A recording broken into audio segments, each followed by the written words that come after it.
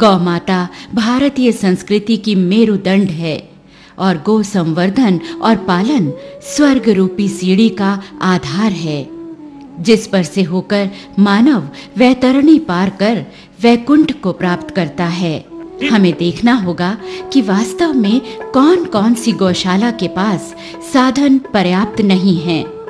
जहां साधनों का अभाव है, वहां अपनी सेवाओं को अर्पित कर गौ माता के आशीर्वाद से जीवन में कल्याण अर्जित करें।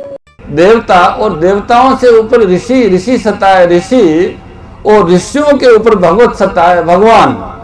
इन तीनों से गाय श्रेष्ठ है।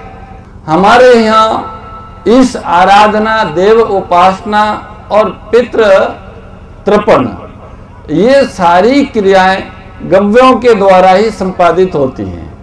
केवल मंत्र हो और गव्य न हो तो उन अनुष्ठानों का कोई शुभ परिणाम नहीं आएगा।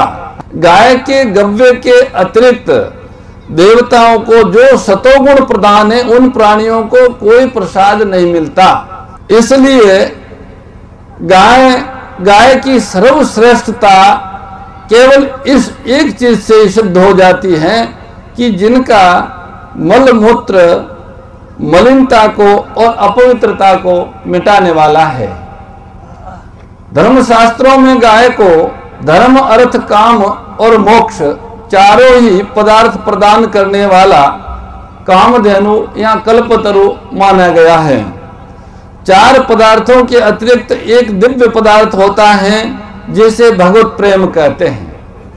भगवत प्रेम की प्राप्ति किसी पुरुषार्थ से संभव नहीं है, पर भगवत प्रेम प्राप्ति का कोई पुरुषार्थ मानवीय शक्ति के अंतर्गत नहीं है। वो भगवत कृपा से ही भगवत प्रेम प्राप्त होता है। ऐसा भगवत प्रेम गो माता के शरण का सहारा लेने से सहजता से ही प्राप्त हो जाता है। भगवत कृपा सभी पर है और वो सबको अपना मानते हैं। बस इतनी सी बात है कि हम उनको अपना नहीं मानते। गाय हमें ऐसी स्थिति में ले जाती है कि हमको केवल भगवान ही अपने लगते हैं, दूसरे कोई अपने लगते ही नहीं। ऐसा दृढ़ विश्वास करके हम अपने आप को पूर्ण समर्पित करें, तन से, मन से, विचारों से, तो अनुभव करेंगे उससे हमारे में शक्ति बढ़ेगी। हमारे में शक्ति बढ़ इसलिए नहीं रही है कि हम अपने को खूब छोटा मानते हैं। हम अपने को छोटा न माने, भगवान का कार्य कर रहे हैं, भगवान की प्रेरणा से कर रहे हैं, भगवान के दिए हुए संसाधनों से कर रहे हैं, तो भगवान के बराबर के हैं। बड़े नहीं है तो बराबर के तो है ही, क्योंकि कार्य उन्हीं का कर रहे हैं। एक उससे छोटा अपने को न माने। वो खुद कहते हैं कि तुम हमारे सखा हो तो हम क्यों डरें।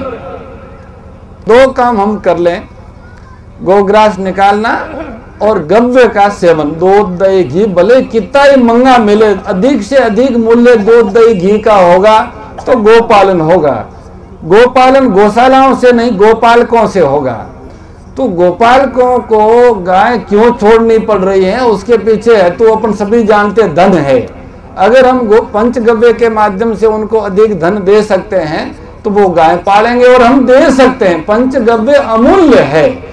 उस दृष्टि से उनका अनुसंधान, परिष्करण, विनियोग आदि करके अधिक मूल्य पंचगव्यों का मिले गोपालकों को, तो गाय घरों में पालने लगेगी। और यही रास्ता है, इसी रास्ते पे हम सभी चलेंगे।